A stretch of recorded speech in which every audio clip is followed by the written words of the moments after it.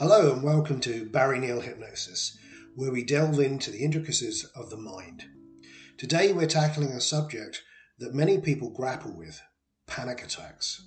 So what exactly is a panic attack? A panic attack is not just a fleeting moment of fear. It's a sudden surge of intense fear and physical reactions, often triggered by ordinary, non-threatening situations. Imagine this: sweating, difficulty breathing, and a heart racing as if in a sprint. It might even make you feel like you're having a heart attack. Panic attacks are not to be taken lightly. They're the main feature of panic disorder. But panic attacks don't always stand alone. There can be companions to other conditions like anxiety disorders, mood disorders, phobias, psychotic disorders, substance abuse disorders, trauma-related disorders, and certain medical conditions. While a single panic attack might not harm you, frequent ones can significantly impact the quality of your life. Now, let's address a common question. What's the difference between a panic attack and an anxiety attack? The main distinction lies in the triggers. Anxiety attacks often build up gradually due to stressors, while panic attacks strike unexpectedly and suddenly, like a bolt of lightning, like a bolt of fear. A panic disorder is an anxiety disorder characterized by multiple unexpected panic attacks. What sets it apart is the lack of a specific trigger. These attacks happen without warning. It's crucial to note that not everyone experiencing a panic attack develops panic disorder. How common are panic attacks? Well, every year up to 11% of the population of the US experiences a panic attack. About 2 to 3% of the US population has panic disorders, with women being twice as likely as men to be affected. Let's delve into the symptoms of a panic attack. It's typified by chest pain, a racing heart, hyperventilation, trembling, chills, nausea, sweating, and tingling in your fingers or toes. Add to that a sense of intense terror, a feeling of choking or smothering, fear of losing control, thoughts of impending doom, and even feelings of unreality or detachment. Are you concerned about how long a panic attack may last? Well, usually they peak within 10 minutes and then fade away. But some people report them lasting up to an hour. Now, what causes these intense episodes? The exact reason remains a mystery, but researchers suspect that dysfunction in the amygdala, the brain's emotional processing center, may play a role. Your risk of developing panic disorder might increase if you have a family history or other mental health conditions or adverse childhood experiences.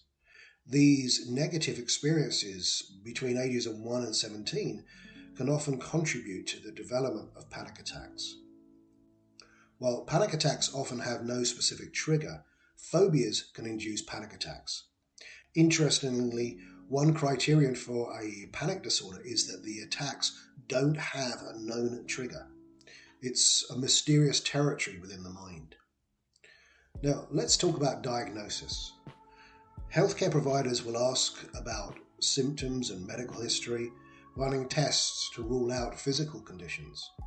Panic disorder is diagnosed based on criteria within what's called the DSM-5, where repeated, unexpected panic attacks along with persistent worry and behavioural changes take centre stage. How do we address panic attacks and panic disorder? Well, here enters psychotherapy and medications.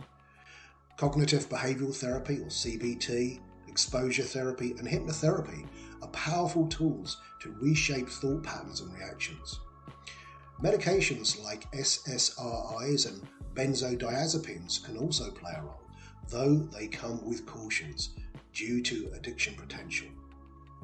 Preventing panic attacks involves identifying triggers, managing stress, adopting a healthy lifestyle, and importantly, seeking professional help. It's a journey towards understanding and calming your mind. what's the outlook for panic attacks and panic disorder? Well, with treatment, most people experience significant improvement. Without it, the risk of it continuing and even suicidal ideation increases, impacting the overall quality of life. Living with panic attacks requires coping strategies. One particular method is just holding your breath for 10 to 15 seconds. Despite rumors, don't take deep breaths. Don't do big hyperventilation deep breaths. Just hold your breath for 10 to 15 seconds and acknowledging that it's just a panic attack. Relaxing the muscles, practicing mindfulness. These steps can help manage the symptoms until the storm passes. If you encounter someone having a panic attack, staying calm, asking what they need, using simple sentences and assisting with calming their breathing or holding their breath for 10 to 15 seconds can make a world of difference. So when should you see a healthcare provider? Well, if panic attacks interfere with daily life, cause chronic anxiety, difficulty concentrating, extreme irritability or sleep problems, don't hesitate to reach out because your mental health matters. Panic attacks can be uncomfortable, even paralyzing, but they're not unbeatable. Seeking help, whether through medication, therapy or hypnotherapy, can be transformative, and it's a step towards taking back control. So thank you for joining me here at Barry Neale Hypnosis, and remember to like and subscribe and hit that notification bell for more mind-blowing content.